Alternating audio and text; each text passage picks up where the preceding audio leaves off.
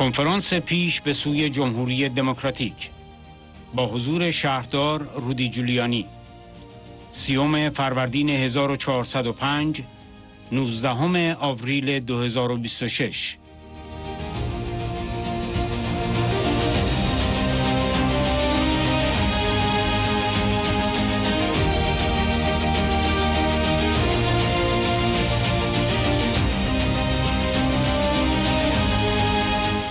دکتر رايان به زندانیان سیاسی و معترضان جوانی که در صف اعدام هستند و به اعضای مجاهدین که در برابر شکنجهگران مقاومت می کنند می گویم رنجهای شما بیهوده نیست. زندانهای رژیم نمی توانند روحیه تسلیم ناپذیر ملتی را که نزدیک به نیم قرن نگفته است در هم بشکند. پسر شاه در برنامه‌های تلویزیونی مختلف حاضر می شود و می گوید من به کار پدر و پدر بزرگم افتخار می کنم. چطور می توانی به گرفتن جان انسانها و از بین بردن روح آزادی خواهی انسانی افتخار کنی؟ او فقط یک پوسته توخالی است.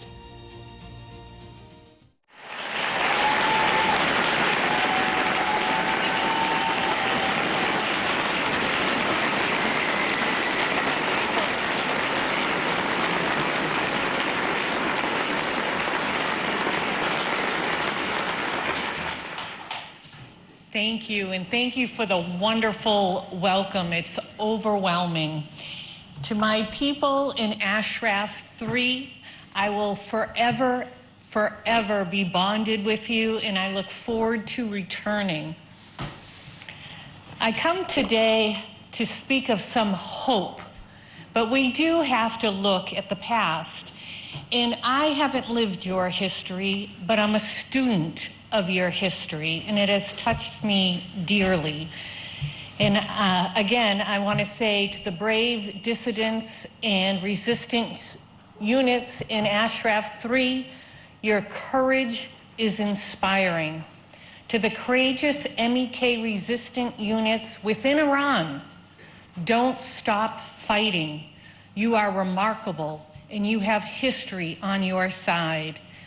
All of you who carry the torch of liberty from the dark cells of Evin prison to the defiant streets of Tehran, from the legacy of Camp Ashraf to the determined hearts of the diaspora, today I speak to you not as a voice of despair, but of one of hope.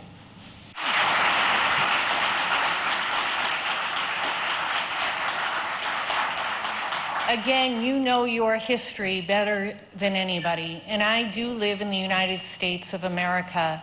And what is being portrayed since 1925, that Reza Shah was this wonderful person who modernized Iran, and the stories of the torture and the oppression are just barely coming out.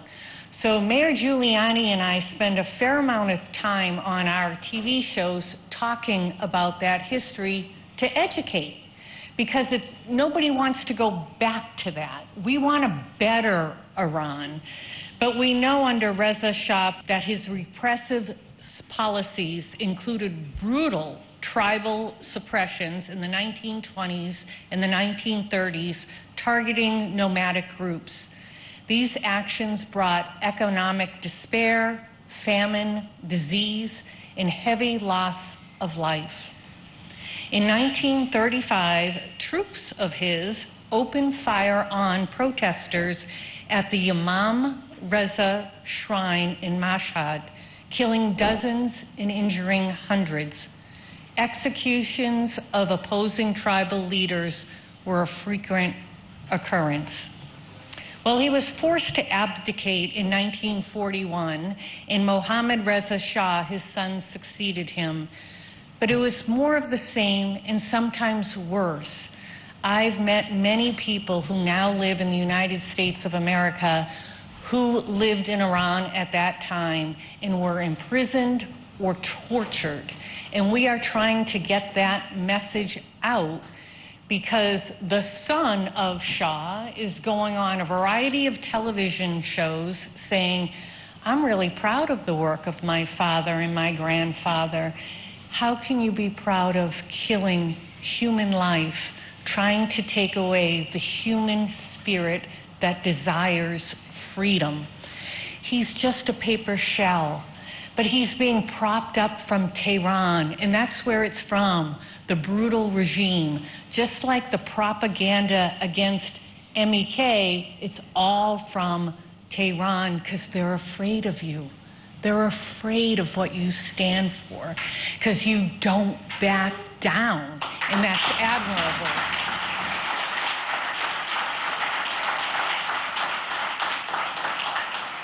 The Shah's rule and the Savak tortured the people terribly. In 1979, millions of Iranians went to the street wanting justice, wanting freedom, but unfortunately a brutal regime took over.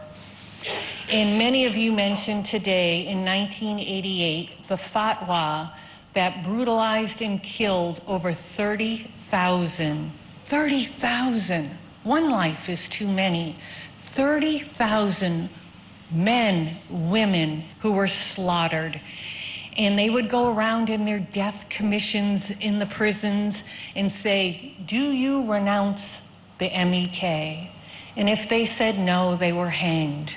Can you imagine? That's how fearful the evil regime is of the MEK, because you're powerful.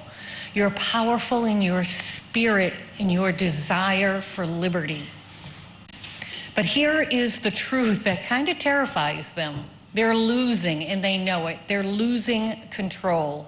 The people have risen again and again under the leadership of the MEK, and the young generation, they're keeping it going. Women leading the charge has rejected both the Shah's monarchy and the mullah's theocracy. They want neither. They want a different Iran. They demand a republic that is secular, democratic, and just. And that future is not a distant dream. It is written clearly in Maryam Rajavi's 10-point plans.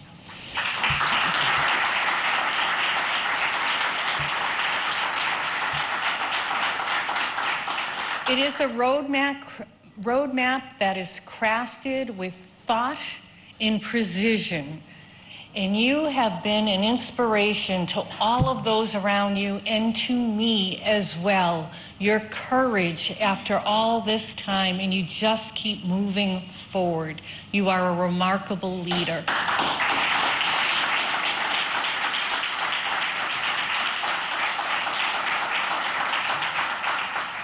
And let me speak especially to the women of Iran. You have been brutalized. You have been told what you're going to wear, who you're going to marry. If you can have an inheritance, most of the time you're denied that, you're barred from certain professions and punished for improper dress. But in Maryam Rajavi's 10-point plan, if you look at point 5, it declares complete gender equality in every realm: political, social, cultural, and economic. Women will once again enjoy equal participation in political leadership at the highest levels. All forms of discrimination will be abolished. Women as a CEO, women in the legislature as presidents, judges, scientists, and artists, unfettered, equal, and respected. The same plan guarantees the separation of religion and state. Mrs. Rajavi's plan promises free elections, free speech, an independent judiciary, and the abolition of the death penalty, which is very important. It envisions a non-nuclear Iran living in peace with its neighbors. Right now, I don't think Bahrain, the UAE, and Saudi Arabia think that Iran is a good neighbor. And ethnic minorities will enjoy autonomy and dignity, and where the environment was ravaged by the regime will finally be healed and protected. To every political prisoner rotting in Evin, Gezel, Hessar, or Karaj, to all the young protesters on death row and the MEK members who still defy their torturers, I say your suffering is not in vain. And we thank you for your dedication and your willingness to keep moving forward.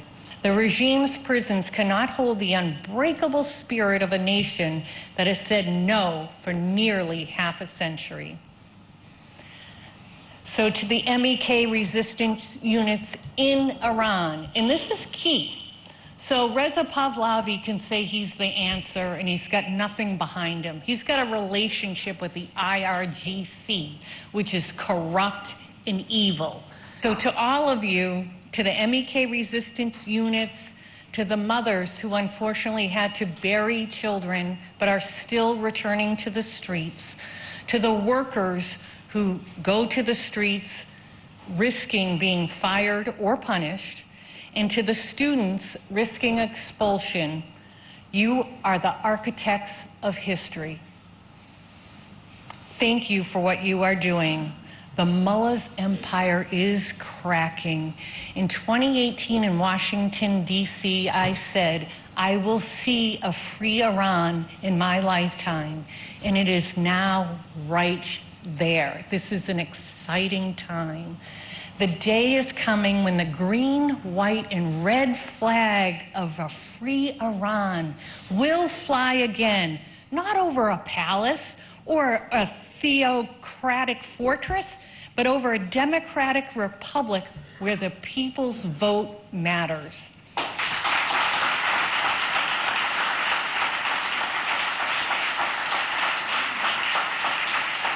It will be a nation where women stand shoulder to shoulder with men as equals, a homeland where the children of 2026 will grow up knowing only freedom and not fear. You never asked the world to liberate Iran. You always said you will do it. But I call on every free nation to stand with the Iranian people's right to resistance and to recognize Meriem Rajavi and the 10-point plan as the legitimate democratic alternative.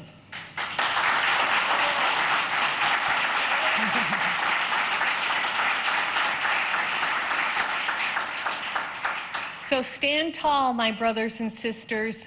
Wipe away the tears, clench your fists with resolve, and let your hearts beat with the ancient Persian pride that no tyrant has ever extinguished. The night is long, but the dawn is breaking. The Iran of tomorrow, secular, free, equal, and prosperous, belongs to you.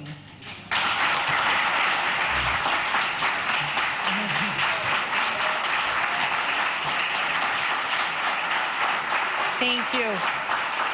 I do want to say one last thing to the people of Ashraf 3. You are in my heart. I have never forgotten all the stories that you told me and the time I spent there. What you're doing is making a difference. I will see you soon.